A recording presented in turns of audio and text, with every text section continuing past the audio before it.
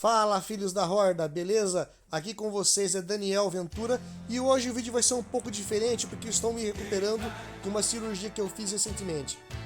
E hoje nós vamos falar dele mais uma vez, do He-Man, o nosso espadachim musculoso que tanto admiramos. E vamos falar mais especificamente sobre a saga He-Man e os Mestres do Multiverso.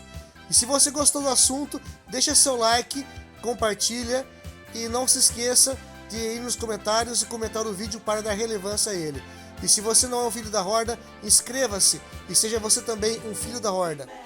E sem mais demoras, bora pro vídeo.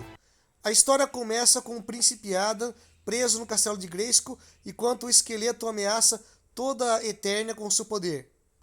O Príncipe Adam então saca sua espada e se transforma em He-Man para enfrentar o seu arqui-inimigo.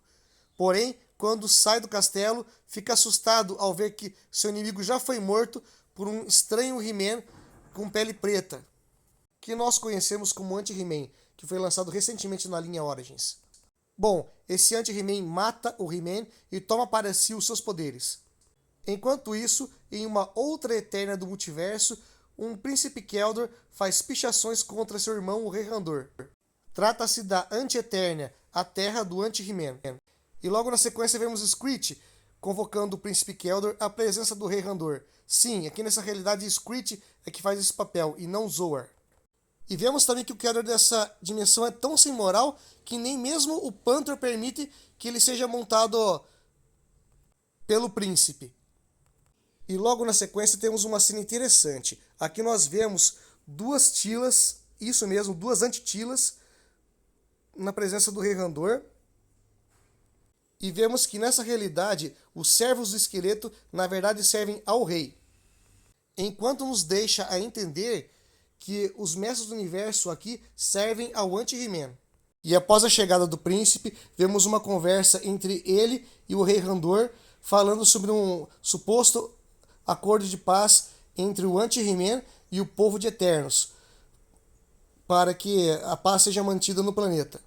Nesse diálogo também fica claro que o Anti-He-Man é responsável pela destruição de toda a família de Eternos dessa realidade do multiverso. E que para que esse tratado seja mantido, é necessário que o Rei Randor liberte a Anti-Teela.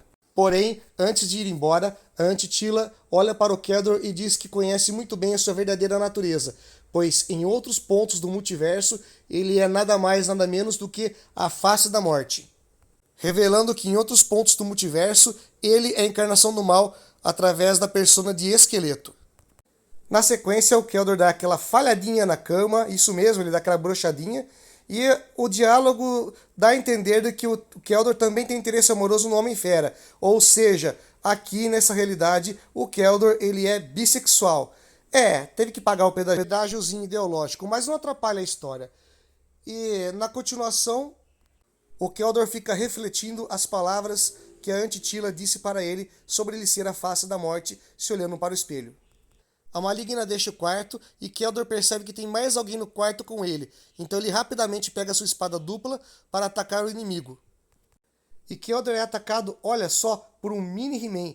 Esse mini He-Man é uma aparição do He-Man de um jogo de celular de 2016. E o Keldor fica embasbacado com a aparência dele. Afinal de contas, quem não ficaria? Olha que bizarra a aparência dele. E para ficar mais bizarro ainda, ele troca de roupa e fica parecendo um coelho da Páscoa. Isso mesmo, um coelho da Páscoa, dizendo que isso é um especial de Páscoa. Sabe aqueles temas especiais de jogos, de datas comemorativas dos jogos de celulares? É exatamente isso. Bom, aqui já deu para perceber que esse He-Man do jogo do celular de 2016, ele vai ser o alívio cômico da história do He-Man e os Mestres do Multiverso. Assim como o Porco-Aranha é o alívio cômico do Aranhaverso. Mas logo percebemos que ele não está sozinho. Ele está junto com um outro He-Man de outra realidade alternativa, que nós conhecemos muito bem, que é o He-Man do filme de 1987, interpretado pelo Dolph Lundgren.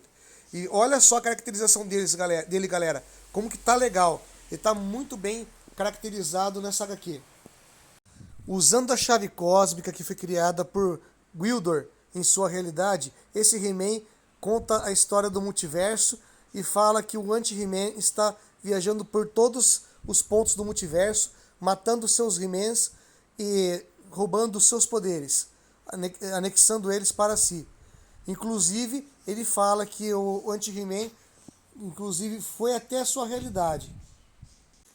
E enquanto o He-Man do live action fala com o Keldor sobre os planos do Anti-He-Man, ele revela que Gwildor o enviou para aquela terra para resgatá-lo, pois Anti-Eternia era uma terra totalmente o oposto das outras Eternias. Então, se por um lado, em todas as Eternias, He-Man enfrenta Esqueleto e sempre o vence, em Anti-Eternia a lógica deveria ser o contrário, ou seja, o Keldor, aquele que está destinado a ser Esqueleto, é que deveria ser capaz de vencer esta ameaça ao multiverso. Porém, Keldor argumenta dizendo que não sabe fazer muitas magias e que sabe apenas alguns pequenos truques. Até que vê com os próprios olhos Gwildor sendo morto pelo Anti-He-Man. Vendo que o mal que infecta o seu planeta e sua realidade está destruindo as outras, Keldor se sente consternado a ajudar o He-Man do filme de 1987 e o He-Man do jogo de 2016 a enfrentar esse poderoso vilão que vem de sua realidade. Então, usando a chave cósmica, os três abrem o portal para uma nova Eternia, uma nova realidade com outro He-Man presente. E eles se encontram em meio a uma fuga de prisioneiros dessa realidade. E após interrogar um dos fugitivos, eles descobrem que não estão na Terra, mas sim no espaço, dentro de uma nave espacial. A cena muda e reconhecemos esse cenário como sendo o cenário do He-Man da animação de 1990, aquele com rabo de cavalo e calça colã. E assim se encerra a primeira parte da história. E aí, filhos da Horda, gostaram da resenha até aqui?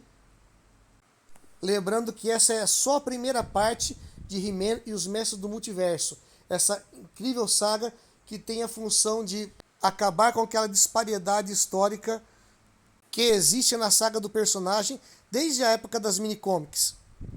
E se você não quer perder o resto da história, não esqueça de se inscrever aqui no canal para não perder os próximos vídeos. Curta, comenta e compartilha. E até o próximo vídeo, galera. Fui!